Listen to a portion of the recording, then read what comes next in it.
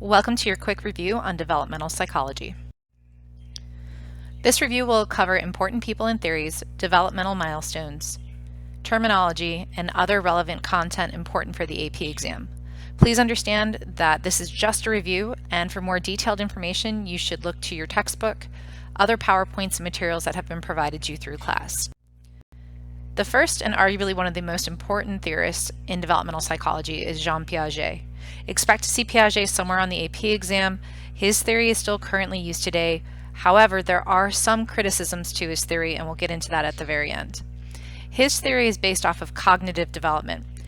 His entire concept was that the child, or any child, doesn't think like an adult because their brains have not fully developed all of the tools for adult thought. The first thing that he talks about is the concept of schemas, and in class we've talked about schemas several times. These are frameworks for understanding and knowledge. Anything and everything that you have ever understood in your world has been put into a framework, into a schema.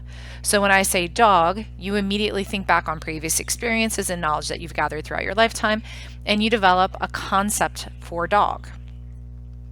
Piaget said that as we talk about these things, schemas, we can either assimilate or accommodate them as new information is brought forward. So let's go with the schema of dog. If you go into the major PowerPoint, you'll understand how this tracks. So your schema as a very young child for dog is probably based on whatever animal you've had experience with. So if you've had a family pet, or if your neighbors had a dog or something like that, or you saw one on a television show, that would be your early schema for dog. So I use the story of my daughter Amelia. Our first dog was an English Springer Spaniel.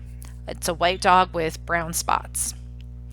That was Mia's foundation for dog. We walked into Chick-fil-A and she saw a big cutout of the Chick-fil-A cow, and she walked up and she started to bark.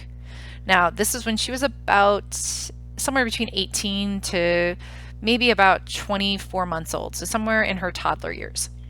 And I was blown away. I saw that she was trying to expand her schema, that she was using this idea of white with brown spots of dog to be any animal that was white with brown spots. Of course, like good parents, we corrected her and we said, no, that's a cow. And here are how cows are different. Cows moo, cows live out in pastures, we milk cows. And so she had this whole set of brand new information. She had previous understandings of dogs, which were they barked and they ran around and wagged their tails, and now she had this new information, this new label of cow, and she had to decide what to do with it. So first, she accommodated. She built a brand new schema for the information that did not fit dog anymore, which is cow. And so cow became, they could be black and white, they could be brown, they could be any color that a cow comes in, they live out in fields, they say moo. She accommodated her schema and created a new one. She still had her schema for dog. And with that, she had more exposure to other types of dog.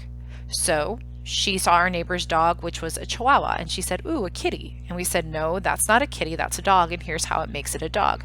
See, it's outside in the yard, it's wagging its tail, it barks. And so she brought this new information into her already created concept of dog and made it more expansive, added more detail to it. So a dog could be like our Springer Spaniel, but now it could be a Chihuahua, it could be smaller, it could be short-haired. Then our in-laws got a collie, and she saw the collie and it had kind of a long snout and long hair, and therefore now collie became part of that schema as well. The concept of assimilation and accommodation isn't just for young children. We do this throughout our entire life as we bring in new information into existing and already developed schemas, assimilation, and when we create new blocks of information or completely alter away from something, which is accommodation. Piaget also said that at different ages, different children would literally think differently. And so he had 4 major stages: sensory motor, pre-operational, concrete operational, and formal operational. With these stages, it is important to recognize and understand that they are bound by age. The first stage is sensory motor. Sensory motor is going to be from birth to roughly about 2 years of age. Now, the major hallmark of sensory motor is object permanence, and this is obtained roughly around 6 to 8 months of age. So just because this is the hallmark stage, it doesn't mean that this is where the stage ends. So for sensory motor, children learn through their sensations and their ability to move. So they investigate their world through touch, through sound, through their ability to manipulate things. That would be your sensory motor stage. Object permanence is kind of this idea of out of sight, out of mind. So really young children, when an object is removed, they don't look for it. And when I mean really young, I mean from birth to about 6 months of age. They don't look for the object that you hide behind your back or you tuck under a pillow. But right around 6 months of age or so, children realize that even though they may not be able to see something, that it still exists in an objective reality. In other words, that teddy bear that you hid from them under their pillow still exists and they should now look for it. So with object permanence, right around 6 months of age, children start to understand that when mom or dad leaves the room, that they still exist and they might start to freak out. And later when we talk about things like stranger anxiety, you'll understand how this concept kind of comes back. The second stage is preoperational. So if sensory motor was roughly from birth to about 2 years, preoperational picks up right there and it's about 2 to about 6 or 7. Now with preoperational, this one has a couple of moving parts that you need to know. The first thing is what Piaget called a problem with conservation. Children had a hard time remembering that or understanding that quantities and qualities stay the same no matter what. What this means is that if you give a 4-year-old a sandwich and you cut that sandwich in half and you ask them how many they have, they will tell you they have 2 sandwiches. If you put a full-size sandwich next to those 2 sandwiches and ask them a very simple question like, which one is more? Even if they're the exact same total whole, the one that's split into 2, the child will say the 2 sandwiches are more. There's a lot of different issues with the problem of conservation. The most famous example that Piaget has with the problem of conservation is what he called his conservation task or his conservation experiment. He would put 2 glasses with the exact same amount of liquid in each in front of a child and ask them a very basic question. Do the glasses have the same amount of liquid, or does one have more than the other? Once the glasses were leveled out to the child's liking, they would take one of the glasses and pour it into a very skinny beaker. Now obviously, if you made the beaker skinnier than the volume of the regular glass, the water level would look taller. Ask the children again if they had the same amount of water or if they were different, if one had more than the other. Now mind you, the pouring of the water was done in front of the child. They see you pour the exact same amount that they had confirmed into a skinny beaker. If the child is preoperational, they will tell you that the taller object has more water. And the reason for this is they can't reverse what you did. They can only look at a single feature of the problem, and they only see it from their perspective. So one of the issues is this term called irreversibility. The child can't mentally undo what you did. They can't uncut the sandwich. They can't unpour the water from the beaker. They're stuck looking at it as it kind of sits in real time. They can't reverse what you did. They get focused on a single aspect of the problem. It's called centration. They can only focus on the number of sandwiches, not the total kind of surface area. They can only look at the height of the water, not the volume of the container. And then they also have this thing called egocentrism. They see the world from their perspective, but they also assume that so does everyone else. This explains why a young child, when they say goodbye on the telephone, may wave to their grandparents, and I'm not talking FaceTime, I mean they're talking just standard telephone call. But they wave because they assume since they know they're waving, the grandparents would know. It's also when little kids nod yes and no on the phone, thinking that other people can interpret or understand what they're saying on the other end of the line. They may look at things only from their viewpoint and assume that that's how people rationalize and problem solve as well. Now, Piaget did what was called the mountain test with this. He set up a little diorama, and on one side of a mountain he would have some animals, and on the other side of a mountain he would have some animals, and he would sit across from the child and he would have them describe their side of the mountain. Then he would ask them, "What do I see?" And as he was sitting on the opposite side of the child assumed that he saw identically what the child was seeing. Didn't assume that maybe the person's vision was blocked. They just assumed that what they saw was seen by the researcher as well. This leads into another concept that's very egocentrism based, which is animism. And it's a quality where children give lifelike kind of behaviors to inanimate objects. They may believe that their teddy bear is alive, or their dolls are looking at them, or their bike got hurt when it fell down and got scratched. Children who are pre-operational exist in this ability of cognitive development. When they get to about 7 years of age, they go into concrete operational. Now, concrete operational, think of things that are hard like concrete. They're hard, they're fast, they're knowledge. There's nothing malleable about them. So children who are in concrete operational, Piaget said this was roughly from about 7 years of age to maybe around 11 or 12. These children don't get abstract concepts. So I always use the example of space. And if you go back to the full PowerPoint, you'll see my example. If you're playing a game or a sport and you tell kids move to space, they may only have read about outer space and understand space as that concept. They don't get the abstract idea that you mean to move to an area where there are no other people present. They're very literal in their understanding. They're very concrete in their understanding. It also means that when you try to give them things like algebraic expressions, you can give them a blank line to fill in, but the minute you turn that blank line into the letter A, you have confused English with math, and they may have a hard time understanding that. It doesn't mean that concrete operational children are stupid. It just means that they need very solid examples to understand what might be an abstract concept. Then, right around the age of 11 or 12, all the way through the rest of your life, you are in what he called formal operational.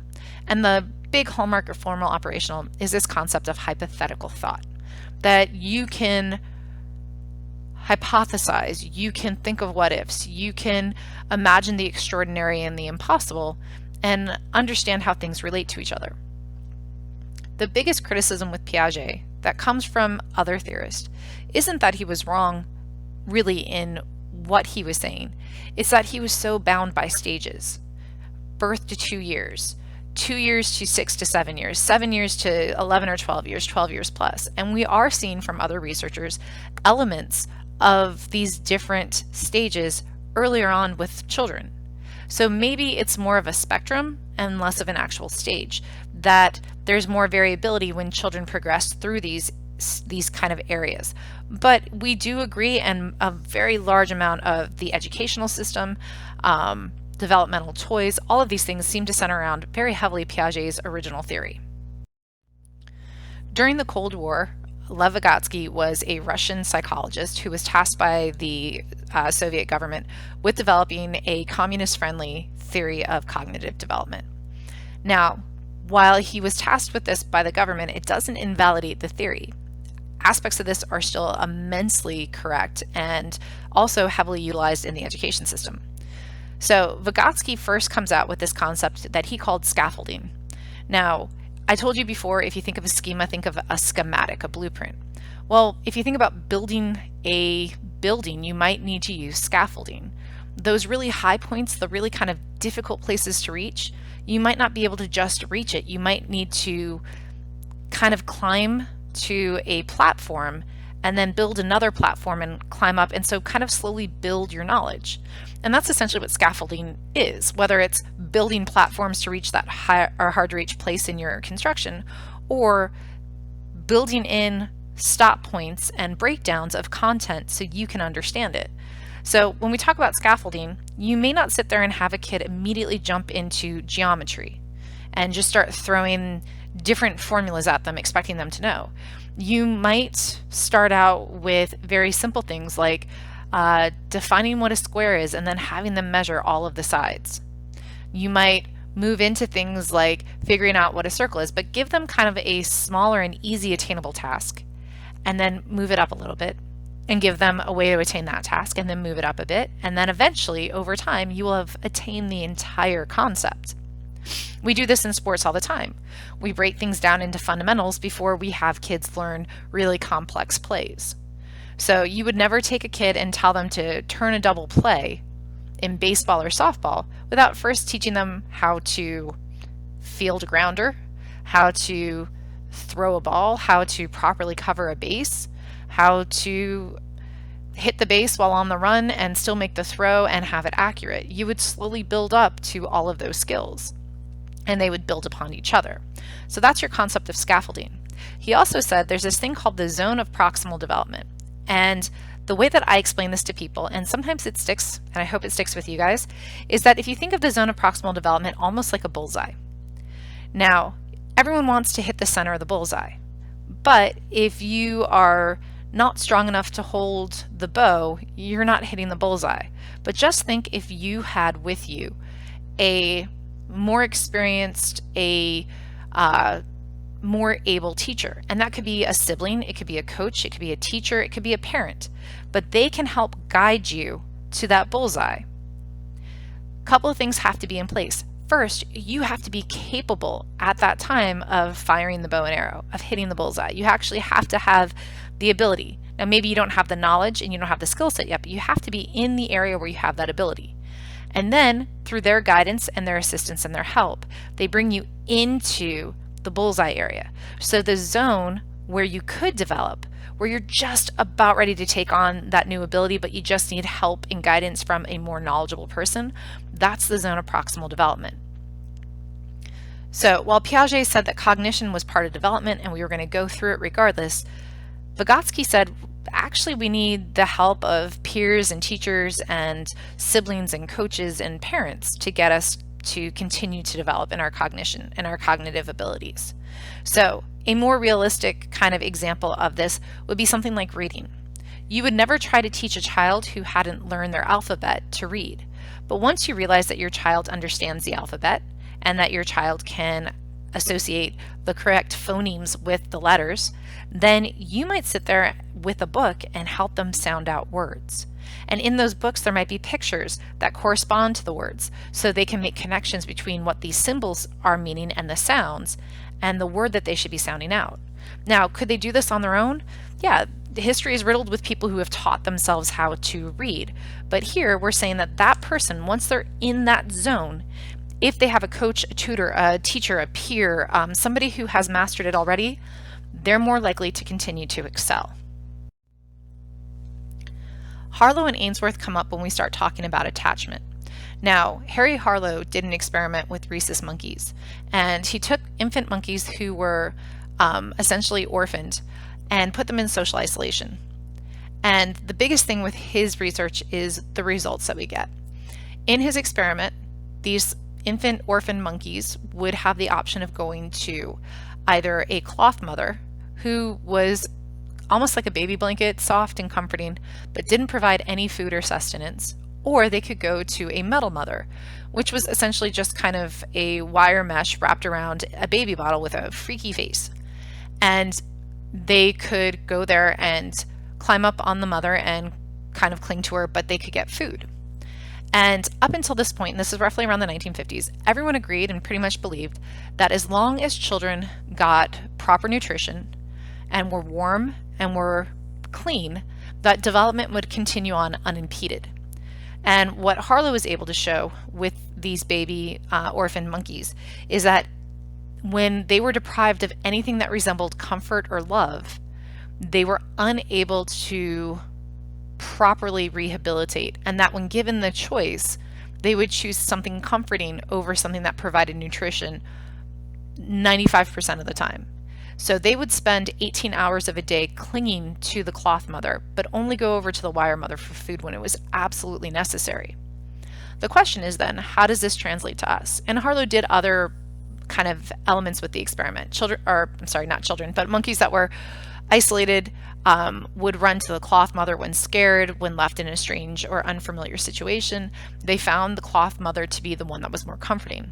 However, if the monkeys were left in isolation for a very, very long time, and for monkeys it would have been about 6 months, they were unable to rejoin their troop, they were unable to procreate, they were unable to care for their own infants. And so being social animals, much like humans, social isolation damaged them, and it was irreparable damage. So as these results apply to humans? Well, without intent, orphanages were often run with humans or children getting kind of food, warmth, and being kept clean, but especially in orphanages that were overcrowded, they may not have gotten held or sung to or kind of that constant maternal and paternal attention that they would have normally gotten. what this told us is that lack of social connection, lack of love, could leave humans with extreme cognitive and mental deprivations. You could actually have what was called failure to thrive. An infant could die because they weren't being held, properly fed, kept clean, kept warm, but not held, and the lack of social connection could cause them to die. Lack of social connection could cause very important aspects of the brain not to develop. And we see this if you ever go on YouTube and look up Romanian orphanages. It's heartbreaking. It's definitely not happy, but it's a real life example of what happens if humans are subjected to social isolation. Mary Ainsworth also looked at attachment, but she looked at attachment differently. She said, okay, what about children who are raised in families that have warm and loving parents, and then maybe either abusive or detached parents? And she came up with something called the strange situation. Put a young child, a toddler, in an unfamiliar situation, and how would they behave? Well, if their parent is present and the parent is loving and attentive, they should show a secure attachment, meaning that they will explore, check back with mom, but as long as mom or dad is there, they're going to kind of happily go about exploring their environment. What you should see in secure attachment is when mom or dad leave, the child should show distress. Their anchor point, their safety, their whatever has left the room. They should show distress. They should also show immense relief when that parent re-enters the room. If a stranger comes into the room while the parent is there, the child will probably hang close to the parent and show a kind of checking behavior. If mom's okay, I'm okay, and maybe slightly tolerate somebody when they're in the room with them as long as the parent is there as well. A child who shows insecure attachment is going to show disturbed or disturbing behavior. In other words, an insecurely attached child may be not stressed out when the parent leaves. They may be used to being left so often that they don't really seem to show any kind of response, but then when the parent comes back, they are very cold and rejecting. The child could show this kind of anxiety where they always expect the parent to leave, and so no matter where the parent is, they're constantly checking, constantly clinging, fearful of being left alone. And when the parent comes back, they're kind of angry with them about it. So she said that there were two different types of responses, one showing secure attachment and the other one showing insecure attachment. Amazingly enough, these behaviors pop up again later in adulthood, and they often show to the same extent how we attach in our adult relationships. If you're securely attached and the person you love leaves for a short while, say they go on a business trip or a vacation, you will miss them and be incredibly relieved when they return, but you're okay with that. If you have insecure attachment, say you have someone that you're dating that is like a brick wall, you say I love you, they never say I love you back. When that person leaves, you may be incredibly worried about whether or not they are there. You may feel like you have to constantly fight for their attention, and when they come back, you might be slightly angry.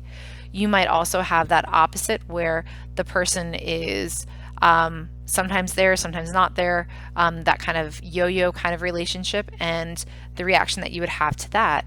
So when we start looking at these kind of ideas of secure versus insecure attachment, they pop up again later in adulthood relationships. Bromrand did a study on parenting styles, and this is going to be another one of the major theorists that you should know, not necessarily by name, but the actual parenting styles themselves are what you need to know. 3 major classifications of parenting style: authoritative, authoritarian, and permissive. And the way that I've always told people, I hear tative and I think of tater tots, and who doesn't like a tater tot? So authoritative is immediately going to be the best one because it kind of sounds like tater tots. So authoritative parenting is parents that show warmth and love, treat the child within the developmental range that they're in, allows the child to express themselves, allows the child to have thoughts, but provides kind of parameters and guidelines for the child. They provide expectations, they provide structure. So I try my very best to be authoritative. I expect my children to do certain chores like the dishes, clean their rooms, but when they were 2, I wasn't expecting this of them because it would have been too much outside of kind of their wheelhouse. As they get older, we have more kind of complex conversations about how they should behave and what the repercussions of their behaviors are. There's more of a back and forth. The child is allowed to express themselves, allowed to kind of explain how they feel, but it's within a certain amount of boundaries. Authoritarian is kind of like the military parent, and I don't mean this in a bad way if your parent is in the military, but it's like living with a drill sergeant for a parent. The child doesn't have their own thoughts, the child doesn't have their own desires or wants. The parents tell them what they think and how they feel. They often believe that the child should be more mature than what they are, and that they should make much more mature decisions, while simultaneously telling the child that they are not allowed to make decisions on their own. There is usually a lack of warmth with the child. And then permissive, this is the child who basically runs the show. The parent allows the child to make very, very adult decisions while simultaneously treating them very baby-like. And what I mean by that is they're never wrong. There's no kind of guidelines or structure. The child can decide when they go to sleep, what they have for dinner. So they make very adult decisions with very little guidance. And this is where you kind of end up with your spoiled brat. So Bromren said that we have these different types of parenting styles and that they are going to have an impact on the child.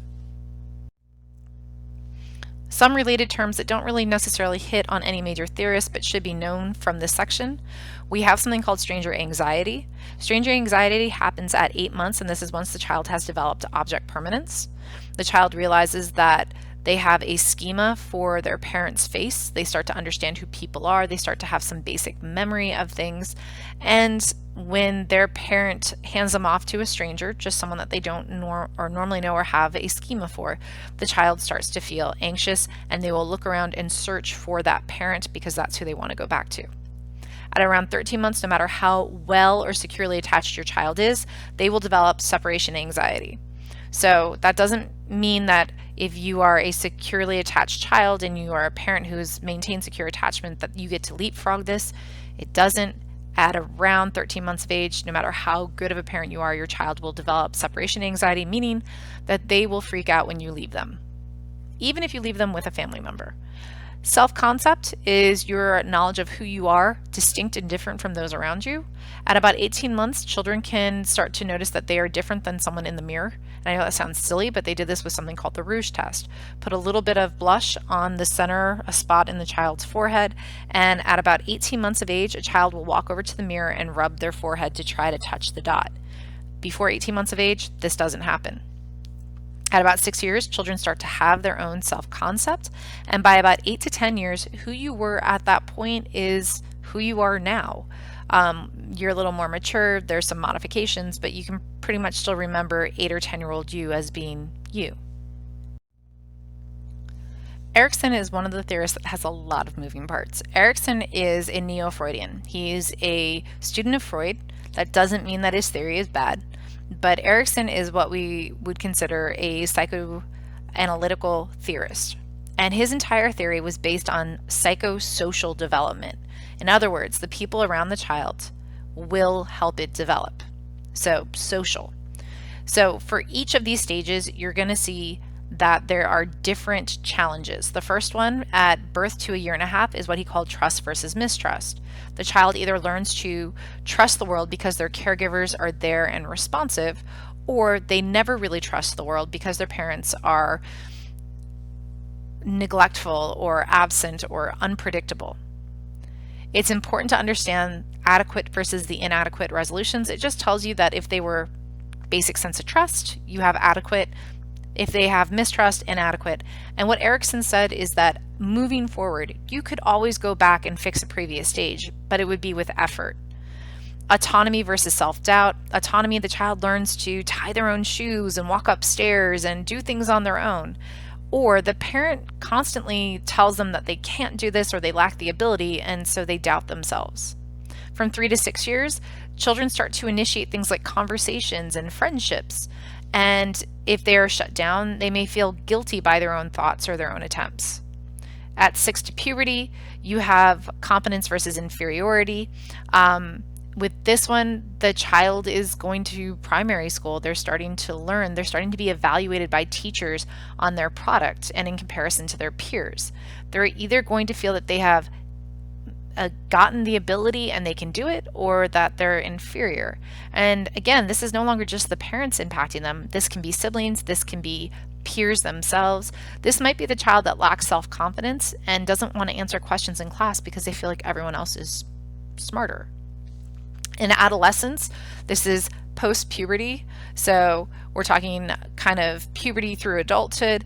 You start to try to figure out your identity. And we'll talk about James Marcia next, because he'll talk about identity and the different stages that you can have. But you have identity versus role confusion. You either start to figure yourself out, or you kind of go through life not really sure who you are. In early adulthood, we're talking your 20s and your 30s, the job is to be intimate, to find someone that you want to partner with and share your life with. This can be a close friendship, this can be marriage, but we're talking about having somebody that you bond with. Middle adulthood, you either feel like you are giving back to the world and your life has purpose, or you're starting to stagnate. You don't want to have stagnation. You start to feel kind of self-indulgent. You don't care about other people. You may even feel like you're in a rut. And then the last one, late adulthood, you either have loved or lived a life that we would consider to be full of integrity, or you regret many aspects of your life. It's called ego identity versus despair, or integrity versus despair. It really just kind of depends on which book you're looking at. But in this one, you look around, you look at the relationships and the things that you've done with your life, and if you feel like you have done something that satisfies your purpose here, you have a sense of integrity. Otherwise, you may feel a sense of despair. Kohlberg is another important theorist, and I know I said we'd talk about Marcia. We'll talk about Marcia, I think, next. Kohlberg came up with something that he questioned, which was moral development. But he wasn't concerned with moral behavior, he was concerned with moral rationalization. So really the thought process for morality. Not whether or not you actually engaged in the moral behaviors, but whether or not your thought process or your kind of cognitions about morality, where did they stem from? So he came up with something called the Heinz dilemma. And the Heinz dilemma was basically, there's a man who has a very sick wife. His name is Heinz. And Heinz goes to a pharmacist who has a life-saving medication and says he will pay for the drug, but he only can get half of the money. He goes to everyone he knows and gets as much as they can give him, and he can only come up with half. The pharmacist said that the drug was incredibly expensive and that there is no way he could cut the cost, and that he must have the full price of the medicine. And the question is, what should Heinz do? Should he let his wife die? Should he steal the drug? And if he were to steal the drug, what should be the outcome? Kohlberg ran scenarios like this with roughly about 300 boys from the Chicago area, all in their adolescence to early adulthood, and came up with 3 stages of moral development. He called them pre-conventional, conventional, and post-conventional, and they break down into subcategories. You guys need to know the big kind of overarching ideas behind them. Pre-conventional, he said that the moral judgments are selfish, you try to avoid punishment, and so this is going to be really kind of what a very young child would use. And so the person who is pre-conventional would sit there and say, Heinz shouldn't steal the drug because stealing is wrong, and his wife would die. Now we would all sit there and go, life is more important than right or wrong, and so hopefully most of us are not pre-conventional. Conventional says, all right, well, there's moral judgments, we have to consider other people, there's rules that have to be followed, there's law, and so we would sit there and go, okay, well, you shouldn't let someone die, so Heinz should definitely steal the drug, but because he broke the law, he should go to prison. Even though his wife will live, he should still go to prison for stealing. Then you get to post-conventional, and Kohlberg said that post-conventional is kind of hard to attain for a lot of people because this is kind of an ultimate right. So if society worked based off of post-conventional moral reasoning, Heinz should steal the drug and he shouldn't be punished. And actually the real villain in this is the pharmacist who wasn't willing to kind of find any other outcome for him. Now, in saying all this, whichever decision you would have gone with, there were much more complicated scenarios than just the Heinz dilemma. But how you rationalize the outcome would have put you in one of these categories. And we would normally agree that pre-conventional is usually very childish, and we do see some correlates between pre-conventional rationalization and criminal behavior, but it's not a cause and effect. It's a correlational relationship. You may find that you know some people that are very conventional. They're very black and white. Laws are inflexible. When you get to post-conventional, moral judgments, the flexibility of law, that there is kind of a human ethical right, that some things like human life supersede other things. Kohlberg also had a major critic in Carol Gilligan. So Heinz said that we are ruled by this thing he called a justice orientation. So the pre-conventional, the conventional, post-conventional, it was all about justice. Carol Gilligan said, well, that's really great. However, your entire study was done with all males, and that might not actually represent female moral kind of cognition or moral rationalization. And so she said that women may operate not off of a justice orientation, but more off of a care orientation. And that not Heinz's dilemma, but Kohlberg's theory was limited to that of the population that he used. Erikson talked about identity versus role confusion, and Marcia is another theorist that talks about identity. This comes during your adolescent years, when you try to figure out who you are. He said there are 4 possibilities. There's achievement, foreclosure, moratorium, or diffusion. Now, if you have achievement or moratorium, you've experienced a crisis. If you have foreclosure or diffusion, there is no crisis. If you have achievement or foreclosure, you've committed to an identity, where if you have moratorium or diffusion, you have no commitment to an identity. Now, you would think that foreclosure would be good because there's a commitment without a crisis, but foreclosure basically means that you stop trying to figure yourself out and you're becoming whoever it is that your parents or somebody else wanted you to be. They've told you your entire life that you're going to be a doctor, and you're like, well, I don't have to figure out what I want to do with my life. I'll just do what they tell me. If you have achieved your identity, you have probably gone through a crisis, and that might be that you've tried different jobs, or you tried different majors in college, or that you had to fight with your parents to really identify who you wanted to be. Now, to be fair, Marcia says that you could go through all of these before you achieve who you are, and some people never do. With moratorium or diffusion, the idea of having a crisis may or may not exist, but the problem is you end up with no commitment to who you want to be. So with moratorium, you have a crisis, but you still are uncommitted. With diffusion, you literally kind of spread yourself out amongst a whole bunch of possibilities, but never really kind of settle on something. Elizabeth Kubler-Ross came out with the 5 stages of death and dying, or what she called the 5 stages of grief. And these were supposed to be the 5 stages that any individual, either approaching their own death or dealing with the death of a loved one, would go through. And while the 5 stages are really interesting and have been replicated in television shows and movies, there's a problem with it. It's not a correct theory.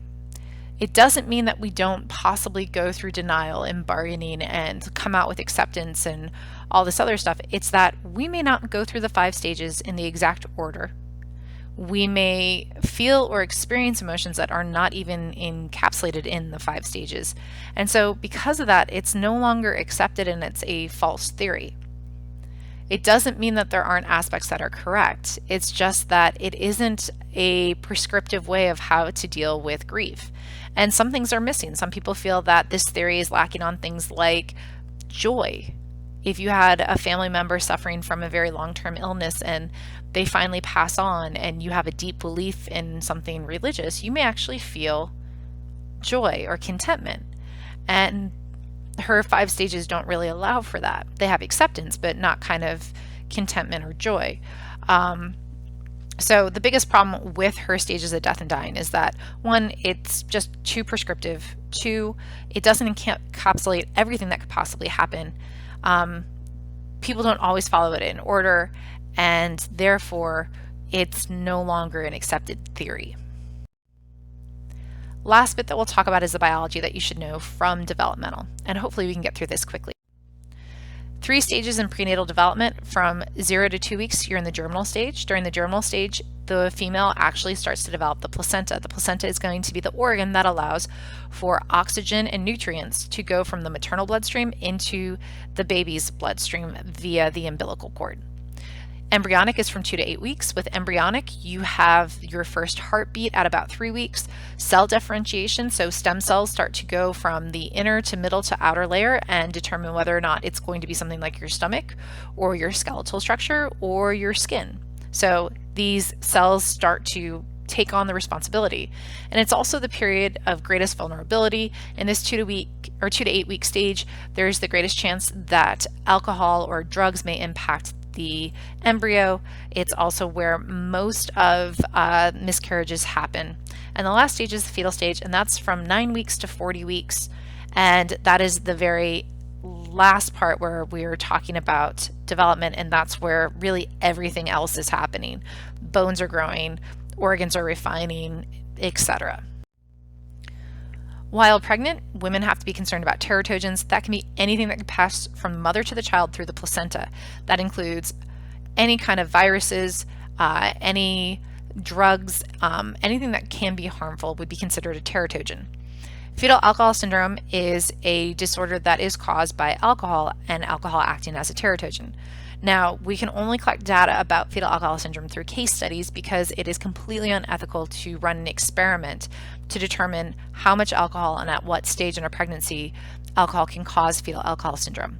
What we do know is that fetal alcohol syndrome is the #1 cause for mental retardation in the United States, and it is completely preventable. You don't have to drink while pregnant. The other teratogen that we will often look at is tobacco use, and tobacco use will result in low birth weight. So it's not the tobacco itself as it is the nicotine. It actually prevents certain cognitive development in children. They have a hard time maintaining their motor control, and we'll see with newer research it being tied into things like ADHD. But for you guys, you definitely need to know that tobacco use is tied in with low birth weight. After birth, we look at things like reflexes. A big one that you need to know is that babies are born with what's called a rooting reflex. So we'll talk about pigs kind of rooting for food through the mud. They'll use their nose to kind of dig around. Babies will, if you stroke their cheek, turn their head towards the cheek that was stroked and begin to make a sucking reflex towards that direction. In other words, trying to root out food.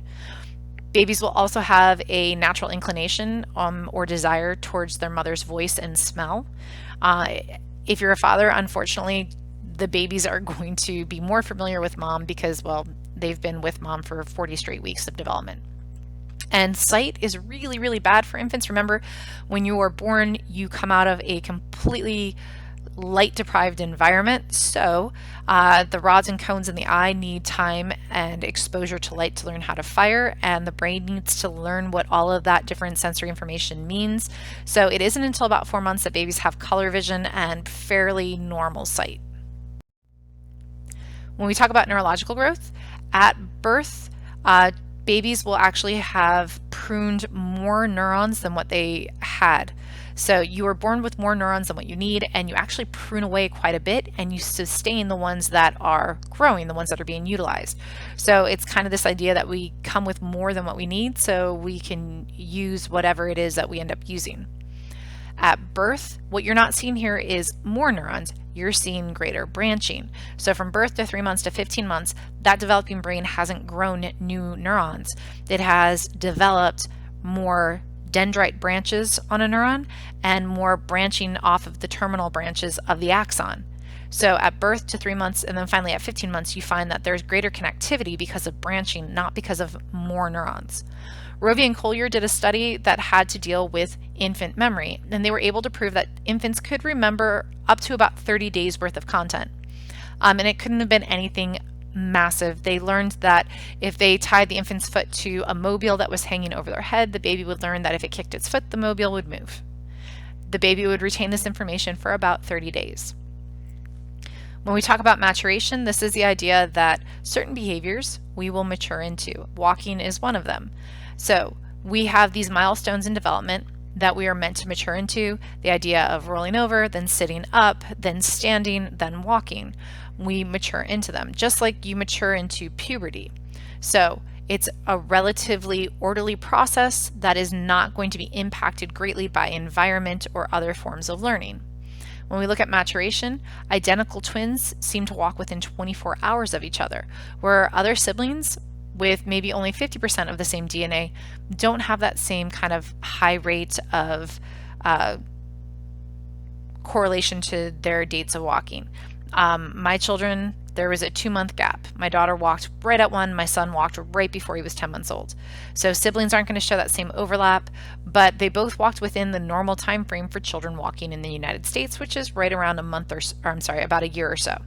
So we know that children will walk at about a year, that by 2 they should be able to go up and down stairs alternating feet, and that by roughly 15 years of age they should have gone through puberty. Maturation with twins, especially if they're identical in the same DNA, almost day to day. With siblings, they're going to follow just the general path of development. With adolescents, you guys should know what puberty is. It is going to be the time where the body changes for sexual maturation and the ability to reproduce.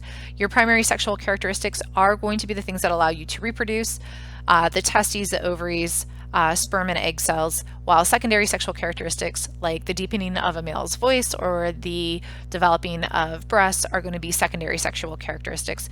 They don't help you reproduce, but they do start to express you as being more male or female. And finally, we're going to talk about late adulthood. So this is where crystallized and fluid intelligence comes up again. Remember, as you get older, neither of these go away. It's just that they don't function the same. So crystallized intelligence continues to grow and to be rather steady as you get older, where fluid intelligence, that ability to speedily abstract, doesn't stop, it just slows down a bit. There will be a physical decline as you get older. Think of yourself as a machine and there is absolutely no repair shop around for you. So your vision will start to go not horrible, but when you get into your 40s and 50s, you might find that you're using readers and reading glasses, and that when you get into your 60s, you're maybe even wearing glasses for the first time, even if you've never needed them. Your hearing will go, your sense of smell will go, your physical dexterity will also start to decline. They don't go away, they don't shut off, they just decline. Alzheimer's disease is not the same as dementia. It is going to be its own standalone disease. It is going to be due to the lack of acetylcholine and the buildup of neural plaque bundles within the brain.